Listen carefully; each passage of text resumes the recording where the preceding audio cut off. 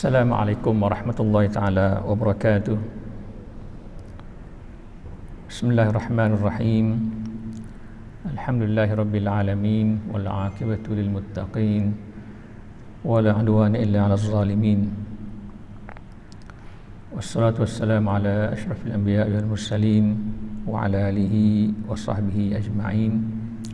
Rabbi shrah li sadri wa yassir li amri wahlul 'uqdatam min lisani yafqahu qawli. Ahli-ahli jemaah yang dikasihi sekalian, alhamdulillah selesai kita salat subuh secara berjemaah. Mudah-mudahan ia diterima oleh Allah Subhanahu Wa Taala,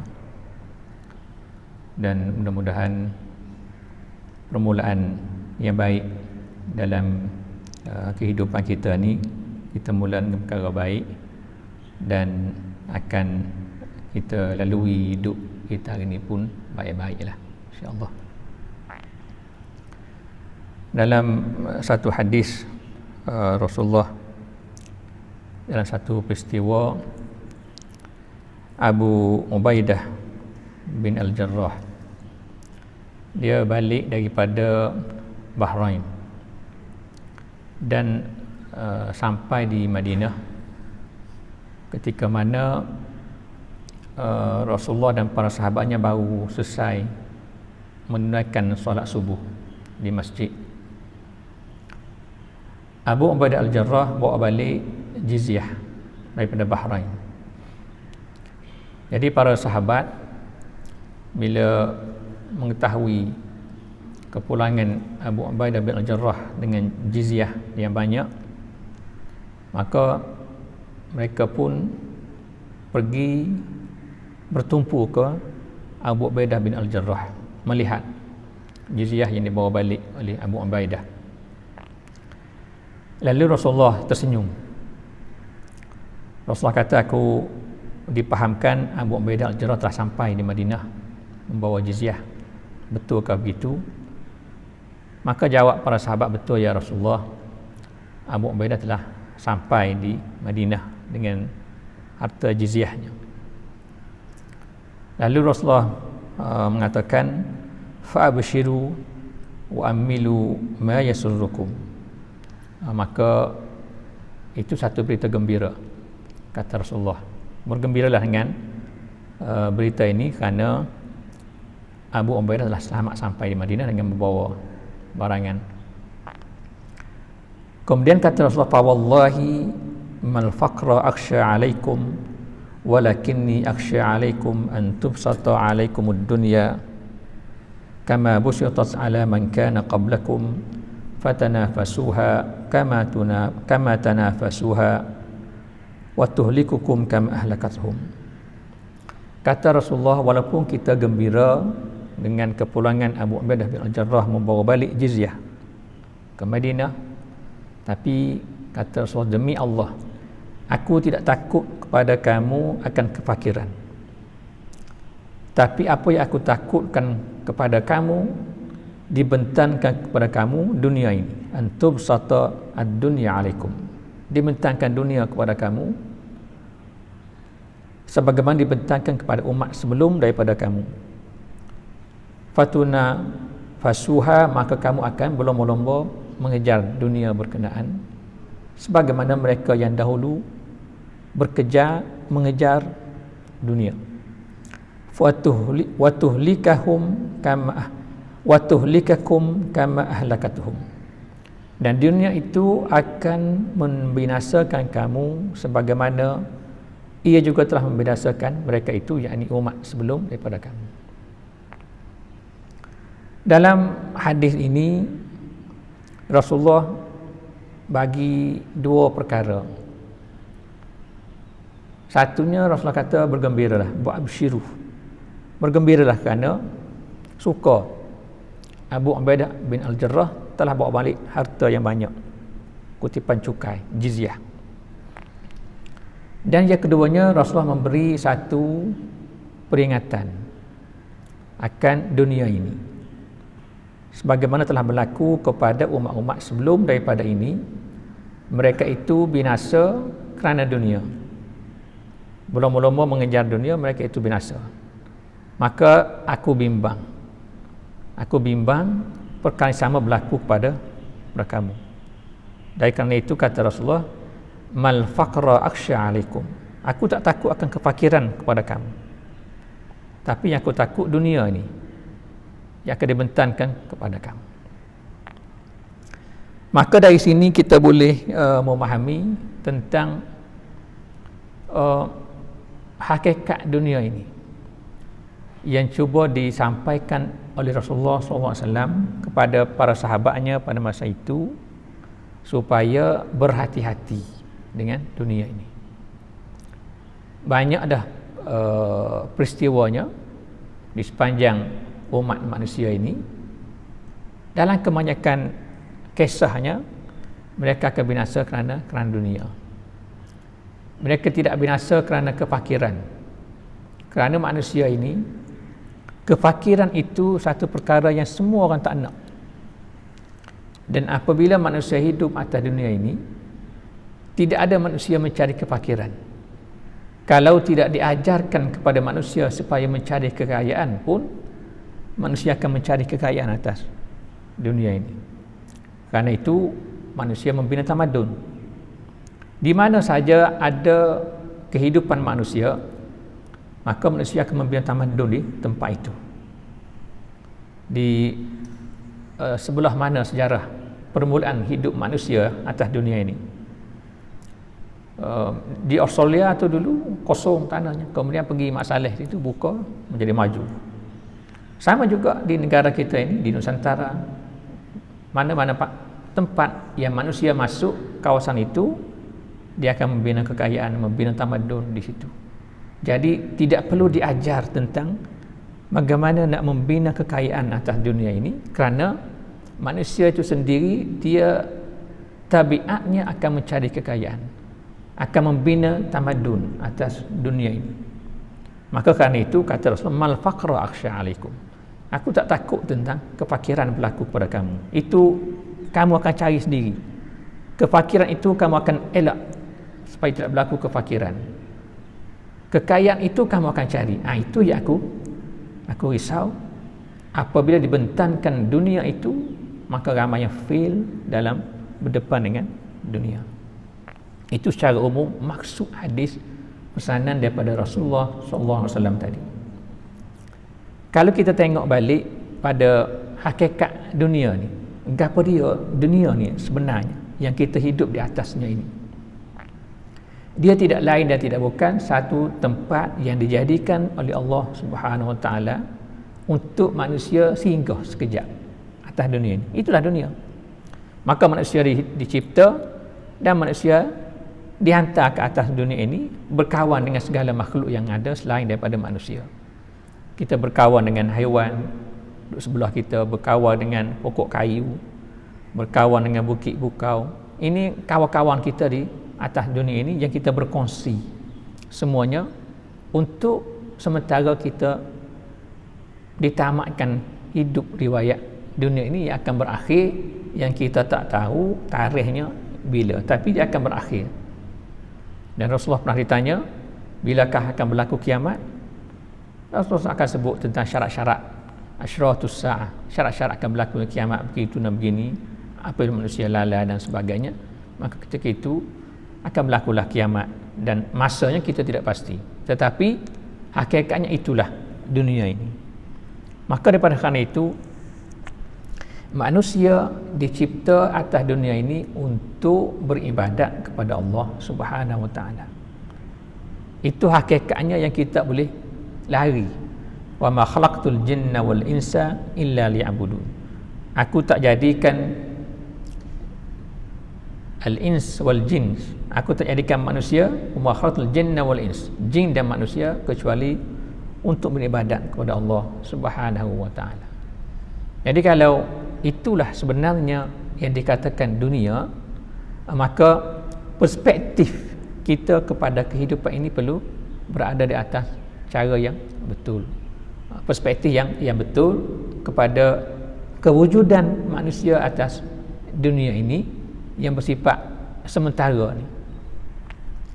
Dalam banyak ayat-ayat dalam Al-Quran, Allah Subhanahu Wa Taala memberi peringatan tentang dunia ini.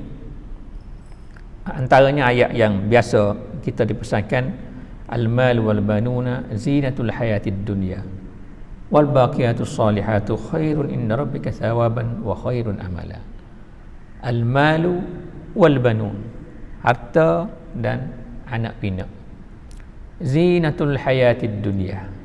Dua ni peringatan, perhiasan bagi kehidupan manusia ini. Zinatul hayatid dunya, perhiasan hidup atas dunia ini. Tuhan sebut pertamanya al-mal, harta. Ini sebab perhiasan atas dunia. Kita nak pergi mana-mana pun kita perlu harta. Untuk selesa hidup atas dunia ini pun perlu kepada harta. Untuk beribadat kepada Allah pun perlu kepada harta. Kalau tak ada harta, nak buat ibadat pun tak boleh. Nak tutup aurat untuk buat ibadat pun tidak boleh, kena ada harta. Untuk melaksanakan ibadat haji tak boleh, kena ada harta. Untuk melakukan kebaikan banyak atas dunia ini perlukan kepada harta. Tapi harta itu tetap digambarkan sebagai zinatul hayatid dunia. Itu perhiasan kehidupan manusia atas dunia ini. Itu harta satu. Yang kedua, al-banun, anak pinak. Anak pinak, anak beranak, anak cucu. Itu juga perhiasan di atas dunia ini. Kerana anak cucu ini menjadi tempat manusia merasa tenang kerana ada anak, kerana ada cucu, kerana ada family. Bila dia balik ke rumah, itulah ketenangan bagi dia. Maka anak-anak ini juga menjadi perhiasan kepada manusia.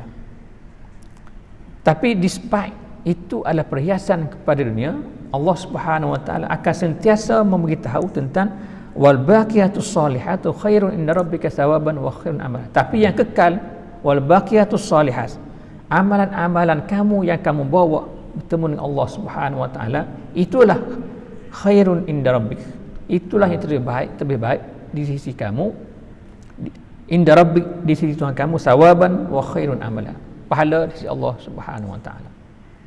Dalam banyak ayat-ayat Al-Quran, apabila diceritakan tentang dunia, maka Tuhan akan sebut tentang akhirat, dan Tuhan akan sentiasa bagi penekanan kepada akhirat.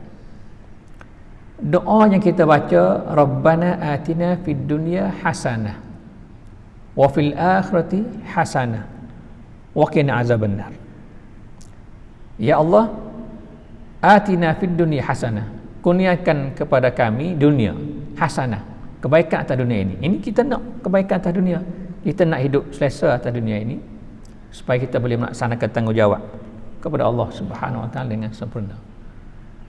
Wa fil akhirati hasanah, dan kurniakan kepada kami kebaikan di akhirat. Tuhan menyebut tentang hasanah di atas dunia dan hasanah di akhirat, ada peimbangan di situ. Tetapi dalam kebanyakan ayat, Tuhan akan sudahkan dengan waqina azabannar, jagalah daripada api neraka. Tuhan memang nak manusiakan kebaikan atas dunia ini, sebagaimana nak kebaikan di akhirat. Tapi penekanan akhirnya akhirat, waqina azabannar. Tuhan sebut tentang al-mal wal banun zinatul hayatid dunya. Harta dan anak-anak ini Tuhan jadikan sebagai perhiasan atas dunia ini. Tapi yang Tuhan tekankan sebab itu, wal baqiyatus salihat khairun inda rabbika thawaban wa khairun amala. Amal-amal kamu yang kekal, yang boleh bawa kamu kepada hari akhirat, itulah yang terbaik. Maknanya soal dunia kepada manusia ini, itu memang ditekankan dalam Al-Quran, disebut tentang begitu dan begini. Tetapi akhir sekali penekanannya adalah akhirat.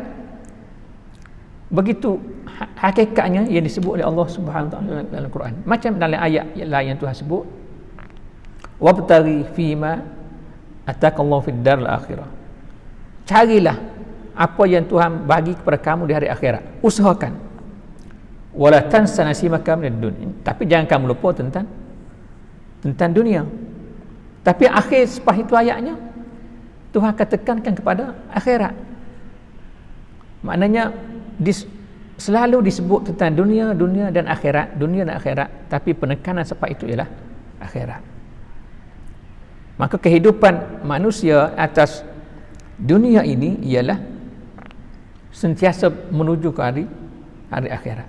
Walaupun kita perlu sesuatu atas dunia ini sebagai meneruskan kehidupan dengan selesa, tapi akhirat juga adalah penekanannya.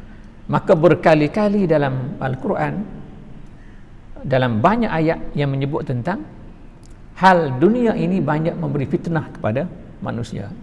Innama amwalukum wa auladukum fitnah. Harta kamu dan anak pinak kamu itu satu fitnah. Itu sentiasa ada ayat yang berbentuk begitu maksudnya, yang memberi peringatan tentang manusia dengan kehidupan atas dunia ini. Dunia itu adalah satu perkara yang bukan kita nak sebut sebagai negatif, tetapi dunia itu sentiasa disebut sebagai satu ujian kepada manusia yang akan menjadi ukuran kepada kehidupannya yang selesa masa dia bertemu dengan Allah Subhanahu wa taala. Oleh kerana itu, kalau itulah hakikat dunia, maka dalam hidup sebagai manusia di atas dunia ini, penekanan mesti sentiasa kepada hari akhirat, bukannya ke atas dunia ini. Cuma kita terbalik. Kita tekankan apa yang ada atas dunia ini dan kita kesampingkan yang hari akhirat. Dan kita akan suka baca Rabbana atina fid dunya hasanah wa fil akhirati hasanah. Bila sebut tentang dunia itu hasanah, kita rasa suka. Itu Tuhan pun nak kita mencari kekayaan atas dunia ini. Betul, itu tidak salah. Mencari kekayaan, sebab kita nak buat ibadat apa perlu kaya, tak kaya nak buat ibadat tak boleh. Dan kita akan rasa happy. Tuhan sebut, Tuhan bagi satu nilai kepada dunia ini dalam Al-Quran, hasanah dalam dunia ini. Dan kita akan selalu sebut, di samping kita nak dunia, kita nak akhirat. Tapi kita lupa untuk waqina azab benar. Penekanan akhirnya ialah akhirat, bukan dunia ini. Macam ayat Al-Malabam tadi lah. Dunia, harta, anak-anak, zina. Tapi akhirnya Tuhan sebut wa baqiyatus shalihat khairun inda rabbika sawaban wa khairun amala. Tuhan akan sebut akhirat juga yang matlamat utamanya. Maka dalam mengurus dunia ini, manusia mesti meletakkan prioritinya ialah akhirat, bukannya dunia ini. Dunia adalah tengah jalan untuk sampai ke akhirat. Destinasi akhirnya ialah akhirat.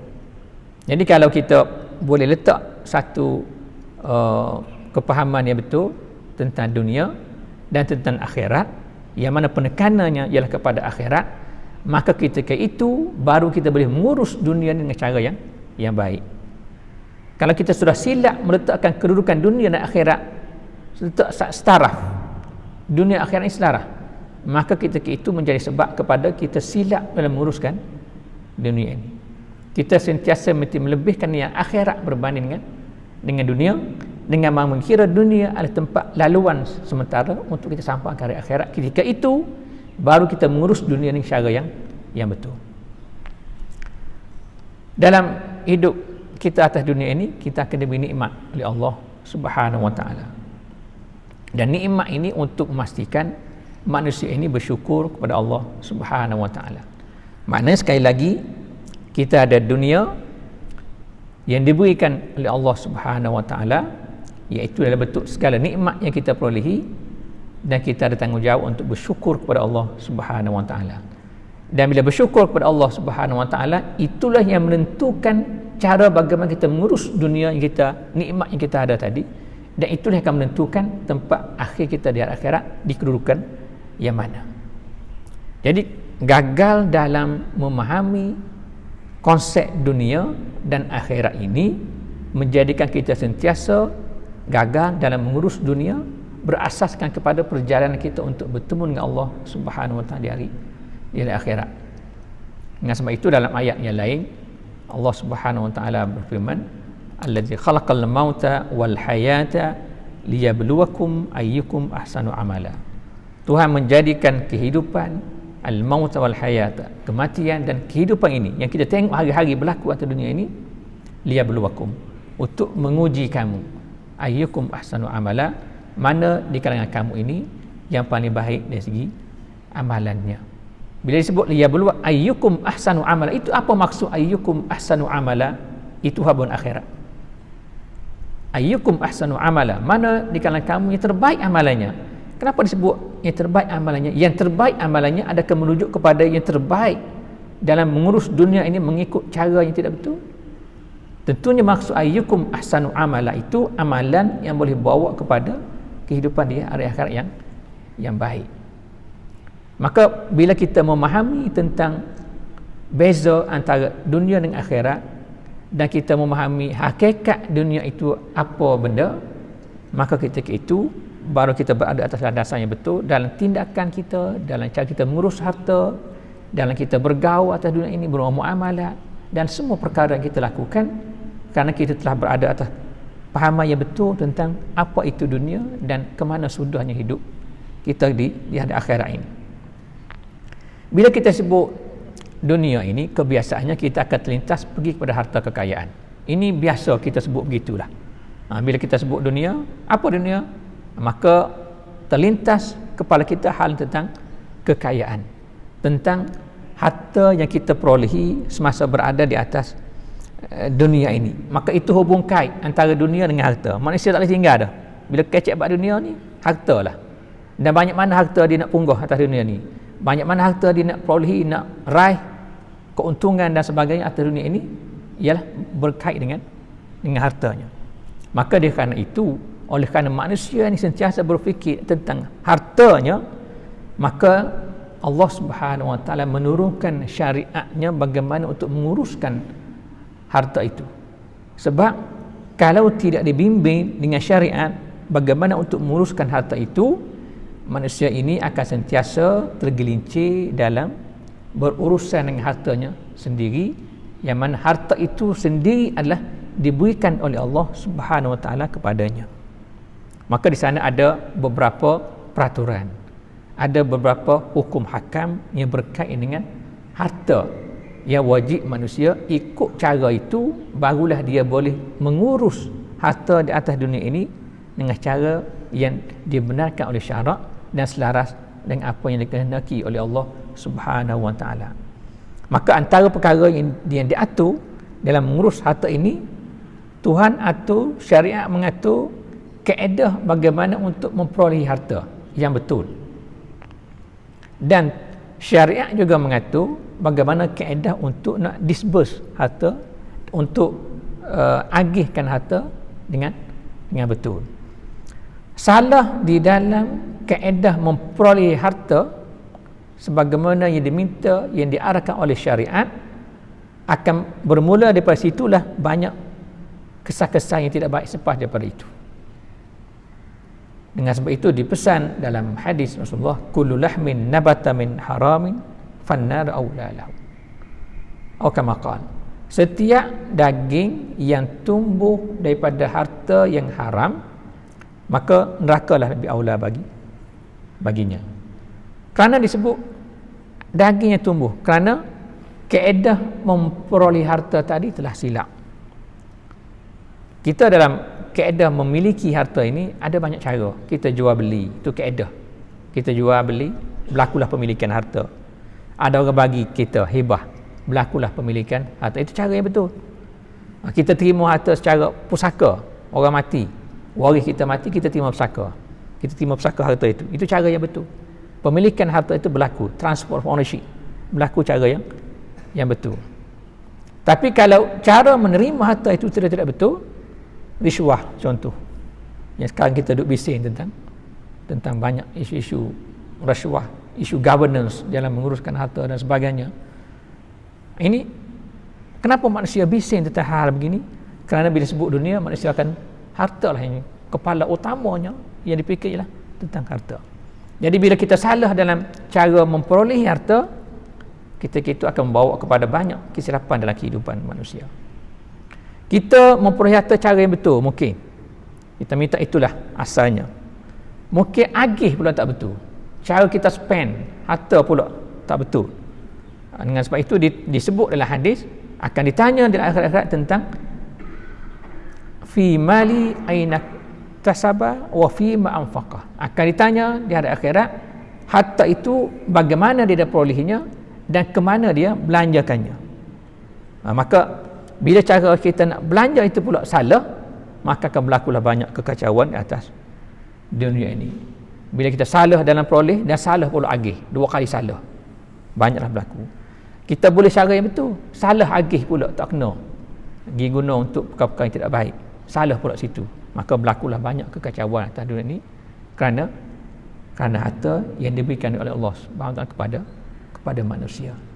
Maka kerana itu sentiasa dipesankan oleh Rasulullah SAW, agama kita, Al-Quran memesan, Rasulullah memesan tentang berjaga-jaga dengan dunia ini, berjaga-jaga dengan harta ini, kerana ramai manusia yang telah tertipu apabila manusia ini bergelombang dengan hartanya tanpa dia boleh sedar tentang harta itu sendiri telah menjadi senjata yang makan Tuhan.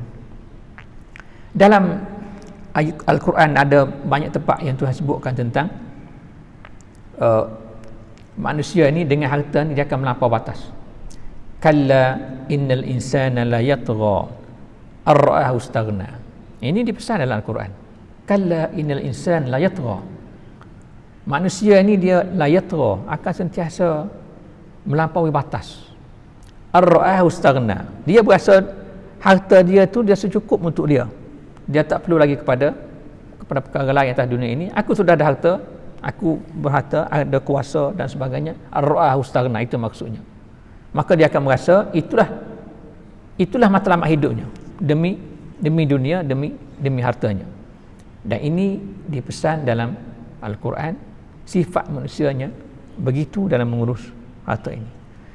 Dan ia akan menjadi manusia ini bertindak melampaui batas dalam mengurus harta. Dan dalam ayat lain Tuhan sebut wa idza harta ini akan sentiasa menjadi sebab kepada kebinasaan kepada manusia. Bila dia melampaui batas, al-insan la yatgha, innal insan la yatgha, dia melampaui batas, dan kebiasaannya harta itu akan bawa kebinasaan kepada manusia itu sendiri. Dan ini jelas disebut dalam Al-Quran, wa idza aradna an nuhlika qaryatan amarna mutrafiha fafasaqu fiha haqqa 'alal qaul fadammarnaha tadmira. Dan apabila kami nak membinasakan sesuatu kampung, Tuhan sebut qaryah, satu kampung, satu negara, satu benua, satu empire, amarna mutrafiha, akan adalah orang yang bermewah-mewah dalam tempat itu, dalam kampung itu, dalam negara itu. Amarna mutrafiha, bila dia mewah, fafasaqu fiha, maka mereka akan melakukan segala kefasikan di atas dunia ini. Fahaqqa 'alal qaul, maka akan terjadilah apa yang dijanjikan. Fadammarnaha tadmira, kami akan runtuhkan, binasakan kampung itu, tadmira, seruntuh-runtuhnya. Maknanya ada dua perkara yang disebut dalam ayat ini. Bila nak berlaku kebinasaan kepada satu tempat, Tuhan akan amarna mutrafiha, akan ada satu sifat kemewahan kepada tempat itu. Bila mewah, fafasaku fiha, yang kedua dia akan melakukan kefasikan. Dua syarat ini menjadi syarat kepada binasanya manusia. Dan inilah yang ditunjukkan oleh semua tamadun di atas dunia ini. Sehingga tamadun Islam sekalipun, mereka itu jatuh dalam sejarahnya di saat mereka itu sedang bermewah. Khilafah Islamiyah yang jatuh bukan di saat mereka itu miskin, tapi mereka itu jatuh ketika mereka itu sangat mewah. Khilafah Abbasiyah Baghdad jatuh di tangan Tatar ketika mereka mencapai kemuncak dalam pemerintahannya, kemuncak tamadun yang tinggi. Jatuh bila Tatar masuk, nak perang pun jadi malah, nak berlawan pun lagi malah, semangat jihad makin kurang kerana kemewahan. Sejarah Andalus cukup sedih bagi kita umat Islam. Jatuh Empire Andalus umat Islam. Saya pergi ke Cordoba, saya masuk ke masjid dulu Qurtubah kan, sekarang panggil Cordoba. Masjid yang cukup besar, dapat menampung 80,000 makmum masjid pada masa itulah. Jatuh, dan sekarang masjid itu kita nak semayang tak boleh dalam masjid itu, menjadi gereja dalam masjid. Kalau kita cuba nak solat sunat contoh, je kita memang boleh solat sebab itu masjid asalnya. Boleh ni iktikaf gitu sebab itu asalnya masjid. Tapi akan dilarang, tak boleh tunjuk sebarang bentuk keagamaan Islam di situ. Kehinaan yang kita terima itu Andalus selepas memerintah selama 700 tahun. Kerajaan Islam cukup besar di Spain. Jatuh di saat kemewahan, bukan di saat kefakiran. Jadi banyak pengajaran-pengajaran yang kita lihat di sepanjang sejarah umat Islam sendiri. Kalau umat-umat dahulu itu satu pengajaran bagi mereka, ya pengajaran bagi umat sekarang, umat Islam yang akhir zaman ini pun kita sudah belajar banyak tentang dunia ini yang telah banyak menjadikan manusia menjatuhkan tamadun, bukan menjatuhkan individu. Manusia boleh jatuh secara individu kerana dunia, begitu juga tamadun boleh jatuh sebagai sebuah tamadunnya juga kerana kemewahan dan juga kerana dunia. Itulah kalla innal insan la yatgha. Manusia ini dia memang akan melampaui batas. Itu sifat manusia. Ar-ra'ah ustaghna. Bila tengok harta banyak, dia berasa inilah segala-galanya bagi kehidupannya. Maka dipesan oleh Allah Subhanahu wa taala. Harta juga menjadi tempat manusia itu berbalah sama sendiri. Yas'alunaka 'anil anfal. Qul al-anfalu lillahi wa rasulihi fattaqullah wa aslihu zata bainakum wa atii'ullaha wa rasulahu in kuntum mu'minin. Ini tentang harta yang diperoleh oleh manusia. Kalau kita tengok yang kita boleh belajar secara yang lebih dekat, kita tengok peperangan Uhud. Peperangan Uhud, apabila tentera pemanah sudah ingkar kepada arahan Rasulullah supaya maintain di atas bukit Uhud. Tapi apabila dilihat di bawahnya sudah berlaku perebutan harta, ghanimahnya banyak, maka turun bukit dan kita menjadi sebab kepada musuh datang balik. Ini kerana manusia dia memang begitu. Dia bila nampak harta, dia akan pergi berlomba-lomba ke situ. Dan itu akan menjadi sebab kepada berlakunya perbalahan di kalangan manusia. Dan kita lihat sekarang pun begitu jugalah.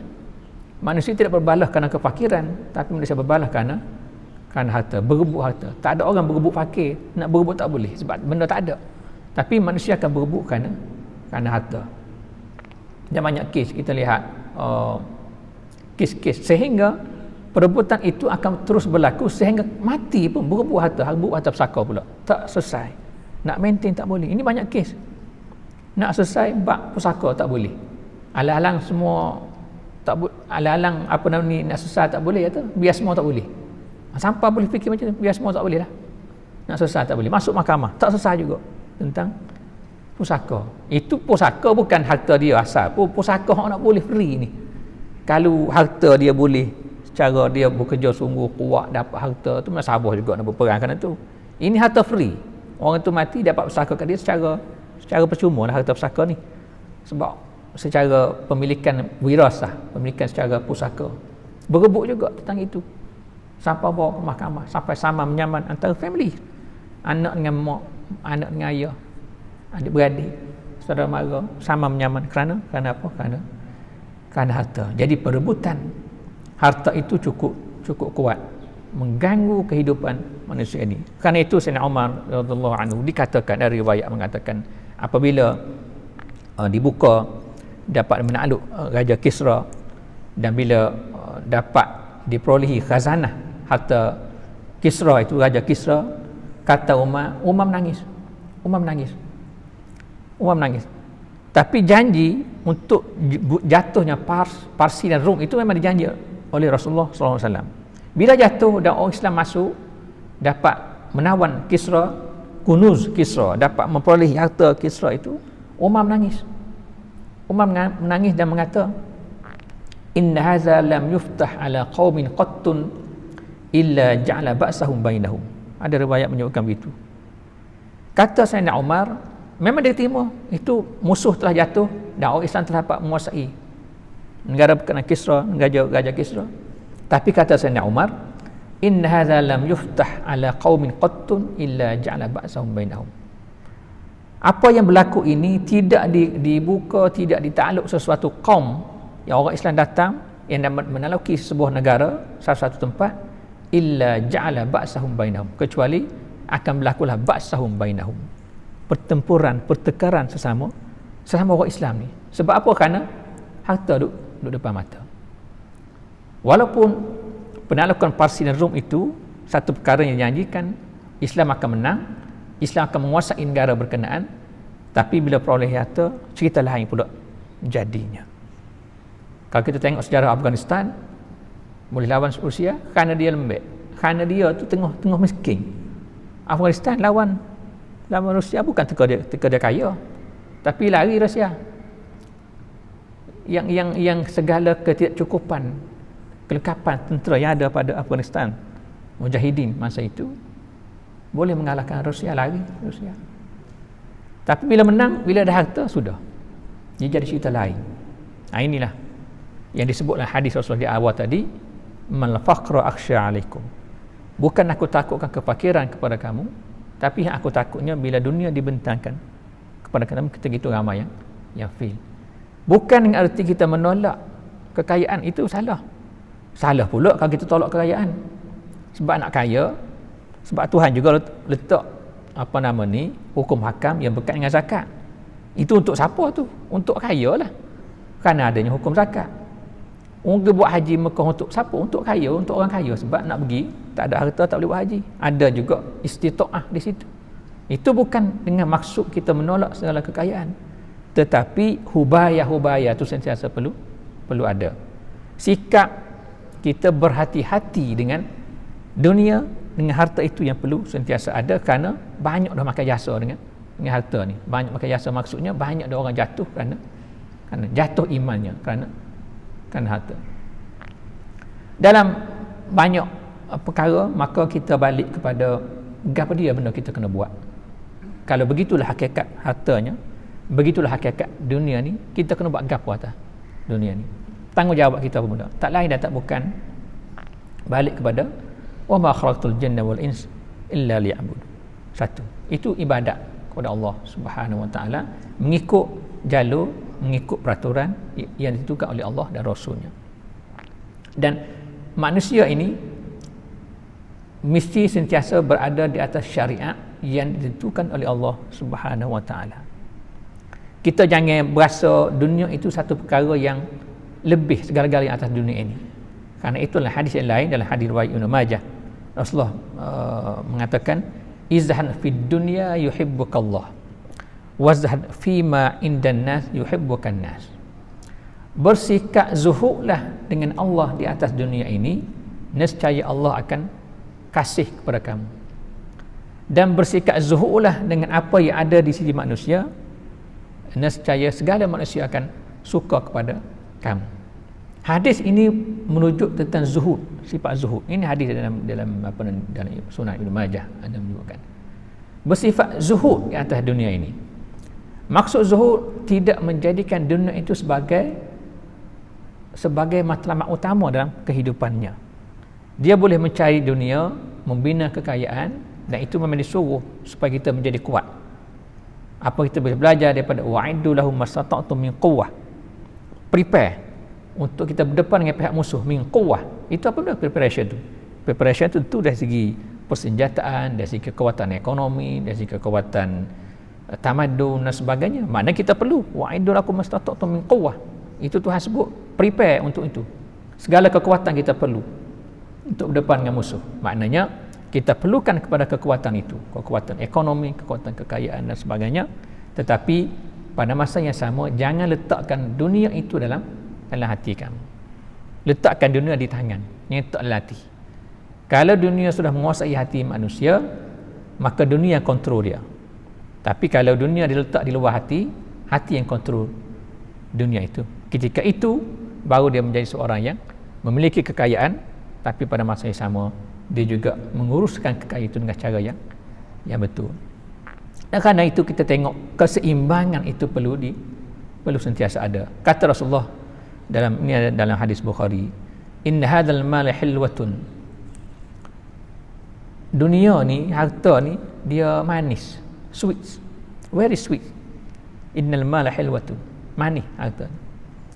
Man akhaza bihaqqihi, sesiapa yang mengambil haknya, wa wada'ahu fi haqqihi, dan diletak harta itu di tempatnya sesuai mengikut haknya, fa ni'mal ma'unatu huwa, maka harta itu akan menjadi pembantu dia, bantuan bagi di hari akhirat. Wa in akhazahu bi ghairi haqqihi, tapi kalau dia ambil harta itu bukan dengan haknya, caranya tidak betul, kana kalladhi ya'kulu wa la yashba'u, dia macam orang yang sentiasa makan tapi tak pernah kenyang. Seksa makan tak kenyang ni. Ya, makan tapi tak kenyang. Seksa sebab di akhir sekali dia akan seksa hidup sebab kenyang sangat. Orang kenyang sangat seksa hidup. Jadi orang mencari harta bukan dengan haknya, sama macam orang yang makan dan tak pernah merasa kenyang. Orang makan tak kenyang ni dia akan kenyang ujung sekali. Kalau orang makan tapi tak merasa kenyang, ujung sekali seksa. Nak menyawang tak boleh, nak bernafas tak boleh, nak cari bil air dan sebagainya, itu seksa hidup ujung tu. Itulah bandingan orang mencari harta tapi tak khabar ingat, orang panggil cari harta tak khabar ingat, tidak mencari caranya, haknya yang betulnya mengikut apa yang disuruh oleh Allah Subhanahu Wa Taala. Maka kerana itu mungkin kita sudahkan kuliah ni, ada satu doa yang diajar oleh Rasulullah SAW supaya kita imbang antara dunia dengan akhirat. Kita nak kebaikan dunia dan kita nak kebaikan di akhirat. Doa yang sentiasa kita baca, Allahumma aslih li dinil ladzi huwa ismatu amri. Ya Allah, islahkan, baikilah bagi aku agamaku allazi wa ismatu amri, dia menjadi pendinding, penjaga kepada urusan aku. Itu satu, minta Tuhan jaga agama kita. Wa aslih li dunyaya allati fiha ma'ashi, jagalah dunia aku ini, islahkan, baikilah, tak molek dunia ini, allati fiha ma'ashi, yang mana dunia ini menjadi tempat hidup bagi aku. Satu, minta Tuhan jaga agama kita. Yang kedua, minta Tuhan jaga dunia kita yang menjadi tempat kita hidup ni. Kita nak jaga dunia, maksudnya kita tak nak ada penyakit, kita minta pandemik kita berakhir, kita minta tidak berlaku kerosakan atas dunia ni, kita boleh hidup dengan selesa, kita boleh buat ibadat dengan selesa. Wa aslih li akhiratil lati fiha ma'adi, dan jaga molek, islahkan, baikilah akhirat aku yang jadi tempat aku akan pergi ke situ. Kita minta Tuhan bagi kehidupan akhirat yang baik sebagai tempat terakhir, destinasi terakhir bagi kita. Waj'al hayata ziyaratan li fi kulli khair, dan jadikan kehidupan ini tempat sentiasa bertambah kebaikan bagi aku. Waj'al hayata ziyaratan li fi kulli khair, segala kebaikan itu menjadi tempat, dunia ini menjadi tempat kita sentiasa mendapat kebaikan khair atas dunia ini. Waj'al mauta rahatan li min kulli syarr, dan jadikanlah ya Allah kematian itu, al-maut rahatan li min kulli syarr, satu kerihatan daripada segala kemudaratan, daripada segala kejahatan. Jadi bila kita mati, kita tinggal dunia yang telah segala macam masalah ini, dan kita juga mendapat kebaikan semasa kita mati. Kita tempat berehat, bukan tempat kita susah. Tempat mati itu berdepan dengan malaikat, bukan akhir tanya betul lepas, mahsyar betul lepas, titian sirat betul lepas, akhirnya ke neraka. Kita tak nak begitu. Kita nak mati itu satu kerehatan bagi kita. Dah dunia kita sibuk dah, mati sibuk mendarai pula. Kita nak dunia tempat kebaikan bagi kita sebagai tempat hidup kita, dan kita nak mati sebagai tempat rehat bagi kita. Itu bahawa ada keseimbangan dalam kehidupan kita ini. Jadi segala-galanya kita nak perkara yang baik, baik di atas dunia, baik di akhirat. Tapi untuk baik di akhirat, kita kena buat baik atas dunia ini mengikut cara yang diluruskan oleh syarak yang betul, cara tindakan kita. Jadi saya rasa itulah yang dapat saya kongsi dalam waktu yang selepas subuh ini. Mudah-mudahan menjadi peringatan kepada kita semua bagaimana cara kita nak mengurus dunia kita ini, bagaimana kita mengurus harta kita yang semua itunya daripada Allah Subhanahu Wa Taala, diberi kepada kita sementara waktu, sementara kita ada umur ni je. Bila kita dah mati, segala-galanya benda tu tak ada berlaku dah, tinggal ke orang lain pula berbalah dengan harta kita tinggal. Dan kita minta segala harta yang kita ada itu menjadi sebab kepada kebaikan yang kita boleh terima di hari akhirat, dan menjadi sebab kebaikan kepada anak cucu kita, boleh berhak dengan harta kita itu, dan dia buat kebaikan pula dengan harta itu dan menjadi jariah kepada kita semua. Wabillahi taufiq wal hidayah. Wassalamualaikum warahmatullahi wabarakatuh.